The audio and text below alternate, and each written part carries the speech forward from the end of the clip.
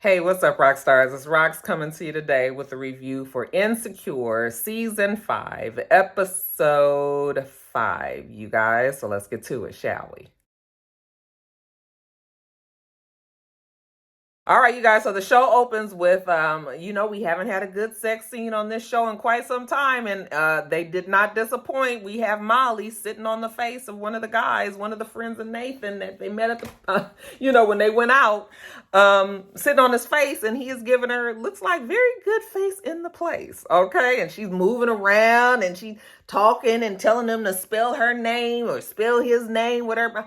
Child, all of this. And then when she finally finishes and she gets off of his face and she's laying on the bed and it looks like he's ready to have a little post-coital talk, she gets some text messages and she looks at her phone, and of course it's bad news. No, it's never good to get text messages from family, especially this time of night, and you get them back to back. You already know that that's bad news. So next thing we know, we see Molly at the hospital. Her family is there at the hospital, and everybody kind of has that look on their face like they're trying to figure out, see what's going on exactly. They finally round everybody up and take them into the room to see her mother. Her mother is the one that is sick, and child in this room, and that is not. The father was like, "Do that look like somebody that's gonna be with me? Like, how the fuck you think I am?"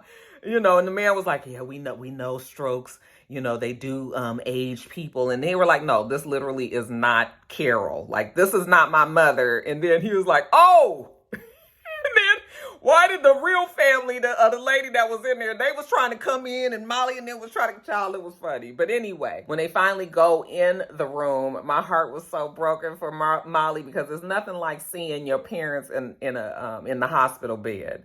Especially when you always have looked at your parents as being super strong and, invincible and things like that. And then when you see them, you look the most sickly when you are in a hospital bed. And then, of course, when you have tubes and shit, her mom was not conscious. And so, I just knew looking at your mom like that is awful. Her husband, Molly's dad, having to deal with it. They're asking him questions. He's clearly not ready to answer any questions. And finally, Molly goes and finds the nurse and tells her, like, put me on the point of contact, because I don't know if he's going to be able to handle all of this. So the nurse says, okay. While Molly is handling that at the hospital, we see Nathan and Issa. Remember, I guess we're trying to work out this. We're trying to try out this relationship thing, right? So she's in the bed. She's looking at her calendar. It looked like she was supposed to be meeting up with Koya, but that's not working out. And Nathan was supposed to have some appointments, but they canceled. So both of them have their schedules clear in the morning. Here comes the awkward Issa. So what exactly are we supposed to do? Like, do you want me time? Like, not me, but you me time? Or, like, are we obligated to hanging out together because we got free time? But then she's like, well, when she starts to see him kind of look like he don't really know, she was like, oh, well, I am supposed to be going out with Molly, but then you don't really be sure if you saying that you're going to hang out with your friend, if you telling him that you don't really want to hang out with him, like you do kind of want to hang out with, child, to be so many rules and shit to dating. And then, of course, when you are somebody like Issa who overthinks everything, it just always makes everything awkward and weird. So he's just sort of like, I don't know, Issa. It's fine. Whatever we decide to do, we don't have to, or we don't have to not. So she was like, well, let me call Molly and see if we're still going. So she calls Molly. Hey, girl, what you doing? Reading with your reading ass. Okay, laughing. And then she just kind of makes that face like, oh, my God. Next thing we know, Issa's at the hospital, too. Nathan is dropping her off. And he tells her that he would come back and pick her up if she need him to, just to let him know. She manages to make even that awkward, but he tells her that he's there for her. So she gets on out the car, goes in, and Molly is in take care of business mode. How's your mom? And Molly tells her that they still don't know. They are still waiting on the test results to come back. And, Molly is saying, how her dad is and how her brother is. And Issa says, well, how are you? Like, do you need anything? You want something to eat, to drink? Do you need to change your clothes? Because Molly still has on her freakum dress from when they went out. And Molly was like, yes, actually, I do need a change of clothes. And so Issa was just like, okay, well, you want to put my clothes on? We can switch clothes. So you won't have to just be walking around here looking like you about to be at a party or something. And she says, okay. So they go into the bathroom and honey Issa put that dress on and she was like, okay. You know how sometimes it is you would try on something that you would never wear and then it turns out to be really cute. That's kind of how I felt about my little Skims leggings outfit, because I have always been very self-conscious of being very thin. And, but I'm not as thin as I think I used to be. But I still have in my mind, when I see myself in the mirror, I still see a very thin girl. So when I did put those Skims leggings outfits on, I was just like, what? Girl, you look good in this little outfit. Okay. So that's kind of how Issa felt. When Molly comes in, you know, Issa's like, girl, you look cute in that. She was like, girl, did you fuck in this dress? Because I fucked in that outfit. But Molly thanks Issa again for being there for her. So it's nice to see that Issa and Molly are back friends again. So Issa leaves the hospital, okay, and Nathan picks her up and, she's telling him how, they still don't know what's going on with Molly's mom or anything. She's going to run to the house and get a change of clothes and, because they switch clothes. And he was like, well, I wasn't going to ask, but that would have been the first thing. Like, how you coming out here looking like, you about to go to some sort of ceremony or something? So Nathan takes her back to Molly's house and, she's just trying to pick out some clothes that she can put on. I'm thinking she going to take the clothes to Molly. No, she just going to put on some other Molly's clothes while they there. While they there, he was like, what about Molly's dog? And then she was like, oh, he a house dog. I'm sure he know what to do. And he was like, there ain't no food here, no drink. He got to go to the bathroom. She was like, I'll take him for a walk in a minute. And he was just like, okay, see, that's the whole thing. Why you can't just have any motherfucker watching your animals, okay? It can't just be somebody that's not afraid of them. It got to be somebody who loves animals, because 9 times out of 10, they are not going to treat your child, look, I'm saying child because Blue is really like my youngest child, okay? They ain't going to treat your damn child right, all right? So that shit got on my nerves. You know what even got on my nerves worse is when her and Nathan are walking the dog, and after her borderline ghetto mama, Wendy Raquel Robinson, calls, you guys, I've never been convinced that was Issa's mother. It just never, ever felt correct that would be Issa's mom. It just never did, you guys. So when her mom calls and she's, talking and she sees Issa kind of looking over to the side, and she was just like, who are you with?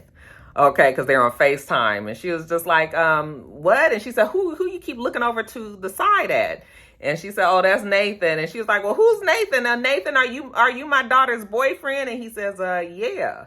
And I was like, oh, so we got labels now. So we really doing this, okay? And she was like, well, you know what? You need to come over here so I can get a better look at you. And, Issa was like, okay, mama, that's enough. All right. So she gets off the phone with him, and then they realize that they ain't got the damn dog. And not only did they lose this dog, which is a little dog, which you and I know that dog would be very fucking expensive. So in real life, you wouldn't even have found that fucking dog. First of all, you on a busy ass street, that dog probably would have been gotten hit, or somebody would have picked the shit up, okay, and stole the dog. How you walking the dog and you lose the dog? I'm telling you, that had me so aggravated, because I was like, see, right there, you can tell that Issa's not a dog lover. Because that right there had my nerves bad. If Blue got off of the leash, bitch, it's a problem. You best be calling me like, oh my God, he's on the run. Okay? I need to know. Anyway, let me not. Let me know. But they were so nonchalant about it, and I was just like, that is not the reality. But it is for the reality for people who don't care. So again, public service announcement, don't let nobody that don't love dogs watch your fucking dog. They finally sit down on a damn bench in front of the apartment building, and again, no urgency. And then finally the dog just walks up to him, and they just so excited, and Issa was like, you know what? Telling Nathan, that's why she loves him so much, because he's patient with her. And she said the ill word. Okay. And Nathan stops and she stops, and they both look at each other like, did I just say that I love him? Okay. And I guess he's touched enough to reach over there and kiss her. He ain't touched enough to say, I love you back, though. And you better believe I did notice that. I'm sure you did, too. I was like, girl. You know, I already don't want Nathan and Issa to be together really like that, I mean, the fact that when he came out that back room and he just had them boxer shorts on, a child, if he ain't look like my little son, just as skinny and frail, I was like, you need just a man with either some height or some, motherfucker that you could hold on to. What this little teeny tiny boy? Child, so I was just like, okay, Issa, you in love, huh? All right. Getting back to the hospital, Molly's mom did have a stroke. Molly, of course, is on WebMD, trying to look up the things, trying to tell the nurse what the nurse already know or probably know better. And, the nurse was like, oh, God, you one of those ones. Okay, always on the damn websites. No, listen to me. It's going to be a little stressful situation. The state that her parents were supposed to be working on, well, it's still not completed. Okay. And this was just the thing that Molly was already kind of worried about with her parents getting older and, possibly being sickly. Like the state needed to be something, especially as a lawyer. She knew that was something that needed to be handled. So that's one thing that's coming up. Next, she gets a phone call and it's Torian at her job. And he was just like, are you coming in? And she was like, no, I need some time. And he was like, well, we have this case. And, if you're not going to be able to do it, then I can give it on to one of the other associates. And she was like, no. Now here's Molly, the other Molly, the controlling Molly that has to be in everything. She was just like, no, I can handle it. When's the last, when's the last time I can get, when's the latest I can get it to you? But sometimes really you just can't do everything. You have a sick mother. Your concentration and your attention is at this hospital. You are going to be running yourself really ragged trying to do all of these things. But I mean, I get it. She's working hard to stay at a place in her job. But that's something that she needs to be conscious of is just, girl, you can't do everything. Can't do everything. Molly's worked hard to not quite be that controlling person anymore. But, sometimes it can rear its ugly head when you feel like you have to be the one to take care of all the business. When she talks to the doctor and they're all in the room, kind of sitting around, the doctor says, okay, so, her from the stroke that she had before, this second one was really debilitating. And she was like, what? My mom never had a stroke. And the father was like, actually, she did have a stroke, but it was very minor. She didn't want to tell you guys. She didn't want you to worry. And Molly was like, what? How am I able to help you guys if you don't even tell me what's going on? Well, everybody knows, like I just said, that Molly is the one that wants to take care and be in control of everything. And I guess they just felt like that was going to be too much for Molly, so they didn't tell her. And nobody likes being left in the dark. All right. So, I mean, I understand how Molly feels, especially when it comes to your parents. You be needing to know. And then when she finally talks to the doctor alone, the doctor tells her that, it was extensive damage. It looks like the mom is going to have some paralysis. And, Molly was just like, no. And he was like, yeah, it's going to be some paralysis. This is probably, bad. Did you want me to tell the family? And she was like, no, I'm going to handle it. So now she's got to tell everybody that wants to know exactly what's going on with the mother. So it's bad. Okay. And especially when you have parents that are getting older, this is something that we now have to worry about, is the fact that, if your parents are still alive and they are elderly, then, you've got to worry about this kind of thing happening now.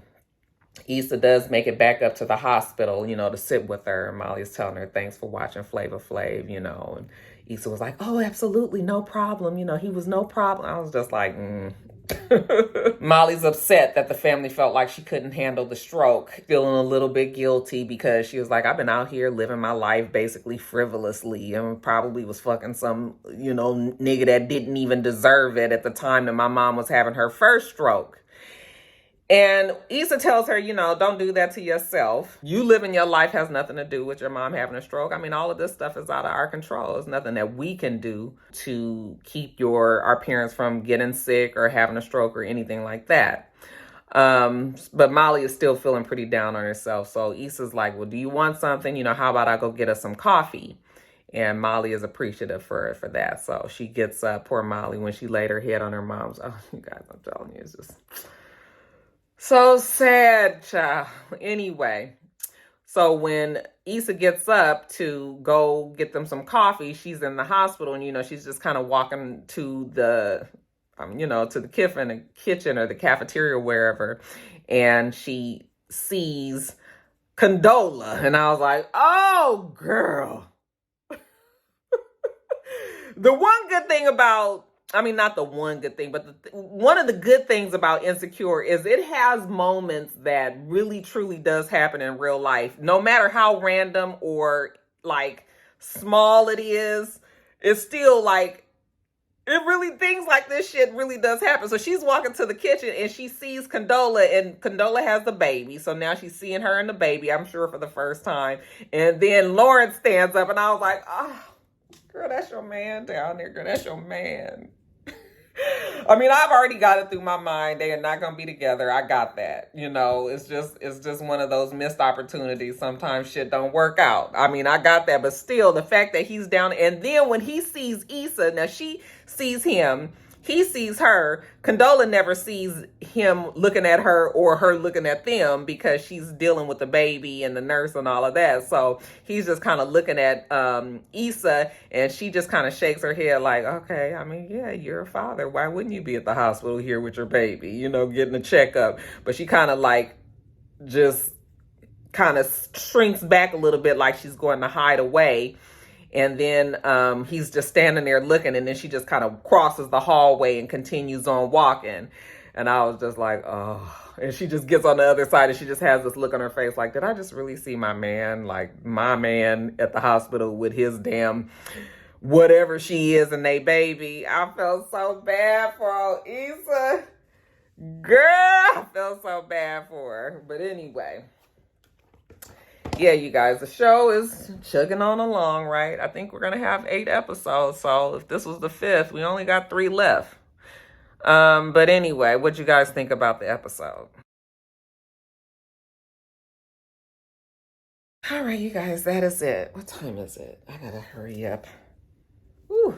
15 minutes and I gotta be back on the Zoom. You guys, let me get off of here. Make sure that you rate, comment, and subscribe to the channel. I'm itsrox. The channel is itsrox. Everything else I do be in the bottom bar. All right. So I hope that you have a wonderful, wonderful rest of your day, and I plan on doing the same. Till next time, rock stars. Bye.